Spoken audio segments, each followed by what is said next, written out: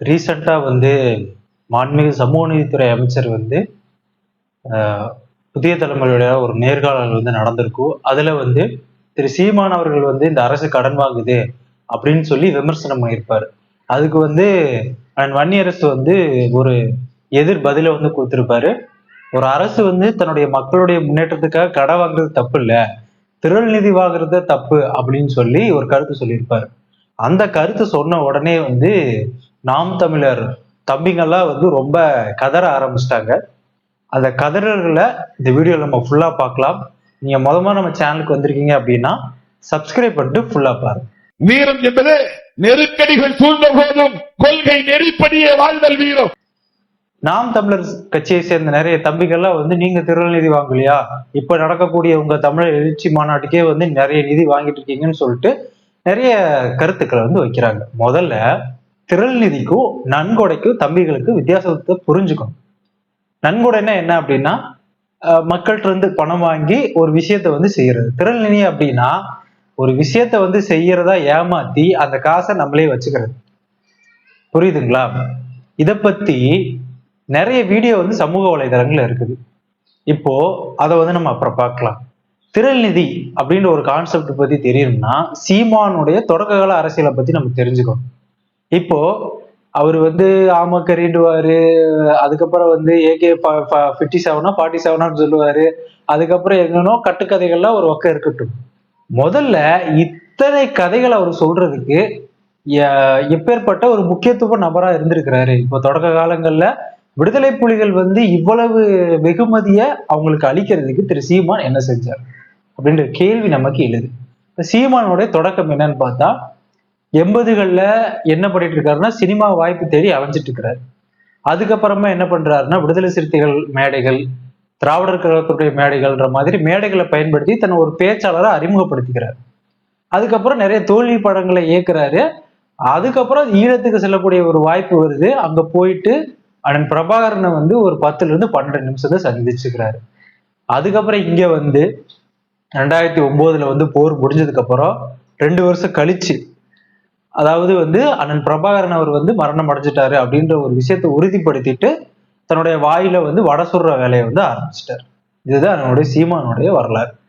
இப்போ இதெல்லாம் உண்மையா அப்படின்னு நம்ம தெரிஞ்சுக்கிறதுக்கு ஏதாவது ஒரு ஆதாரம் வேணும்ல. அப்போ நியூஸ் 18 தமிழ்நாடு அப்படின்ற சேனல் தன்னோட யூடியூப்ல 2 முக்கியமான நபர்களை இன்டர்வியூ எடுத்திருக்காங்க.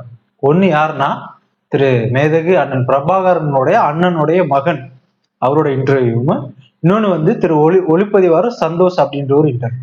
கண்டிப்பா நீங்க எல்லாரும் அந்த 2 இன்டர்வியூ பார்த்தா மட்டும்தான் சீமான் அவர்களுடைய உண்மையான திரள் நிதி திருட்டை பத்தி உங்களுக்கு தெரியும். அது எப்படி அப்படின்னு இப்போ நான் அந்த காணொலிகள்லாம் ஃபுல்லா பார்த்துட்டேன். அதுல சீமான் என்ன எப்படி திரள் நிதி திருறாரு அப்படின்னு அந்த பிரபாகரனுடைய அண்ணன் மகன் சொல்றாரு. எப்படின்னா இங்க பிரபாகரனை பத்தியும் ஈழ விடுதலை பத்தி பேசி மறுபடியும் ஈழ நாட்டை நான் உருவாக்கிறேன்னு சொல்லி பொய்யான பிரச்சாரம் பண்ணி வெளிநாட்டுல இருக்கிற ஈழத்தமிழர்கள்ட்ட நிதி வாங்குறாரு. வாங்கி அதன் மூலியமா பிளப்பு நடத்தக்கூடிய ஒரு ஆள் தான் சீமான். இதை நான் சொல்லல, அந்த காணொலியில பிரபாகரனுடைய அண்ணன் மகனே சொல்றாரு. இன்னொரு விஷயம் திரு ஒளிப்பதிவாளர் சந்தோஷ் அவர்கள் சொல்றாரு. இப்ப நீங்க சீமான் அவர் நிறைய துப்பாக்கியோட இருக்கிற போட்டோல நீங்க பார்க்கலாம். அது எப்பன்னா எல்லாளன் அப்படின்ற ஒரு டாக்குமெண்ட்ரி பிலிம் எடுக்க போகையில சும்மா அங்க படம் பார்க்க போனவரு அப்படி துப்பாக்கி எடுத்து புகைப்படங்களை பகிர்ந்துட்டு நான் ராணுவ பயிற்சி எடுத்தேன், நான் போர்ல கலந்துக்கிட்டேன், நான் அந்தந்த விஷயங்களும் சொல்லி அத்தனை கட்டுக்காது. அப்போ இப்போ நீங்க திருமாவளவன் அவர்களை அதிகாரப்பூர்வமா புலிகள் அழைச்சு, அது காரணம் என்னன்னா 90கள்ல ஒரு இயக்கமா செயல்பட்ட விடுதலை சிறுத்தைகள் கட்சி, அதுக்கப்புறம் சாதி ஒழிப்பு மிகப்பெரிய ரீதியா பேசி 97ல மேலவளவுல முருகேசனுடைய படுகொலை அது தமிழ்நாட்டை ஒழுக்குச்சு. அதுக்கப்புறமா இருந்த மிகப்பெரிய கடுமையான சட்டங்களுக்கிடையே ஈழ அரசியலை பேசிய முக்கியமான தலைவர் அண்ணன் தொல் திருமாவளவன் அவர்கள்.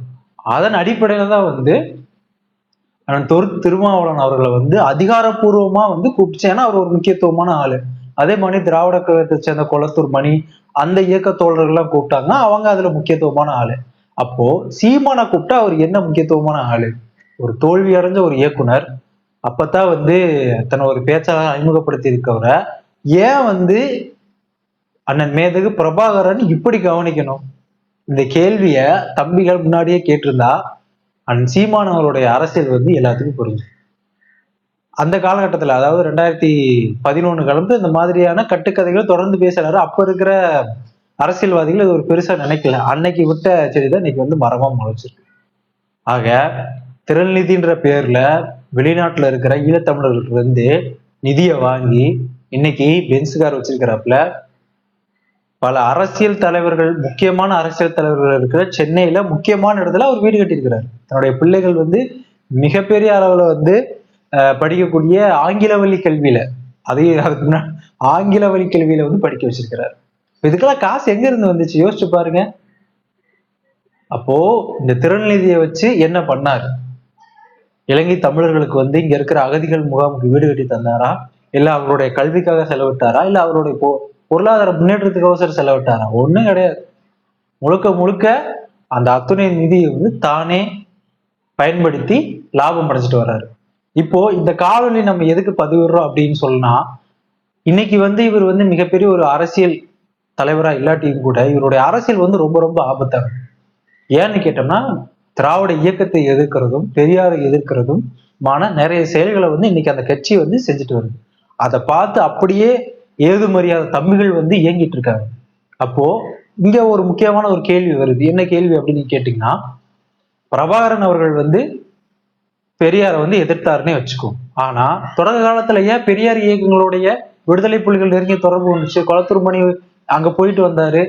நிறைய பெரிய இயக்க தோழர்கள் அங்க போயிட்டு வந்தாங்க. பெரியார் கருத்தியலை ஏற்ற புரட்சியாளர் அம்பேத்கர் கருத்தியலை ஏற்ற அண்ணன் திருமாவளவன் கூப்பிடறதுக்கான காரணம் என்ன? இதை பத்திலாம் நீங்க யோசிச்சு பார்க்கணும். அப்போ அண்ணன் மேதகு பிரபாகரன் அவர்கள் வந்து பெரியார முழுமையா அறிஞ்சுக்காமையா இதெல்லாம் பண்ணியிருப்பாரு. அப்போ நாம் தமிழர் வந்து எப்படி மறைமுக பாஜகவுக்கு ஆதரவு தெரிவிச்சிருக்காங்கன்றது இதுல இருந்து நமக்கு புரியுது. இந்த மாதிரியான விஷயங்களை சிந்திச்சு யோசிச்சு பார்க்கணும். ஒரு ஒரு கருத்தை வச்சாருன்னா அதுக்கான என்னென்ன சாத்தியக்கூறுகள் இருக்குது, ஆதாரங்கள் இருக்கா? எந்த ஆதாரமுமே இல்லை. இப்படி கட்டுக்கதைகளை கேட்டு கேட்டு கேட்டு கேட்டு தம்பிகள் வந்து வளர்ந்து நிற்கிறாங்க.